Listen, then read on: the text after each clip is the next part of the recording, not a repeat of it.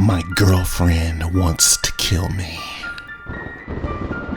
I had just moved in to my new apartment, miles and miles from the place that I called home all my life.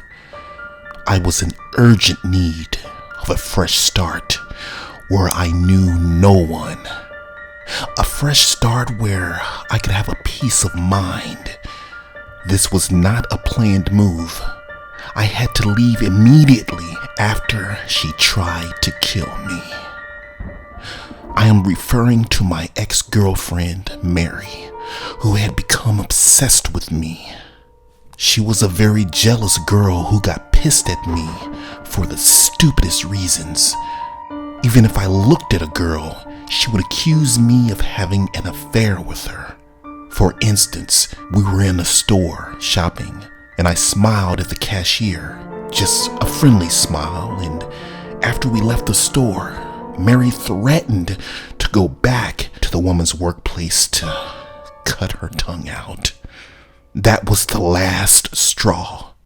2 weeks later, I had turned on the news as the reporter announced that the same cashier had been murdered, and they found her tongue laying next to her cold body. I went to the cops and I told them that I had a good reason to believe that my ex-girlfriend had killed that cashier. But in typical cop fashion, they told me there was nothing they could do about it without actual evidence. All they could do was go to her apartment and question her about the murder. I had developed insomnia from being scared that she might break into my apartment one night to hurt me. She then started leaving me comments on social media about how I hurt her and how much I would pay for it. One night, during a powerful thunderstorm, I finally drifted off to sleep, but was immediately awakened by a pounding thunder that shook my bed violently. Something told me to look out the window, so I did. I could see a dark figure in the distance hiding behind the large oak trees. As the lightning struck, it flickered onto the face of the person, and yes, it was her. She was looking up at my apartment.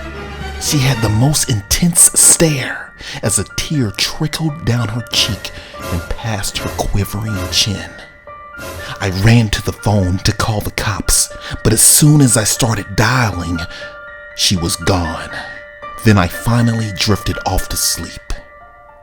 No matter where I went, I saw her watching in the distance. Even when I didn't see her, I could feel her stare upon me. It was a cold, dark feeling that made my skin crawl. One day, her best friend Amanda approached me. She said that Mary had been cutting herself ever since I broke up with her. And the scariest part is, she was carving my name into her skin all over her body. Deep, bloody cuts that were so deep she should have gotten stitches. I knew then it was time to move and get the hell out of there. So I immediately packed my things and went to stay with my Uncle James.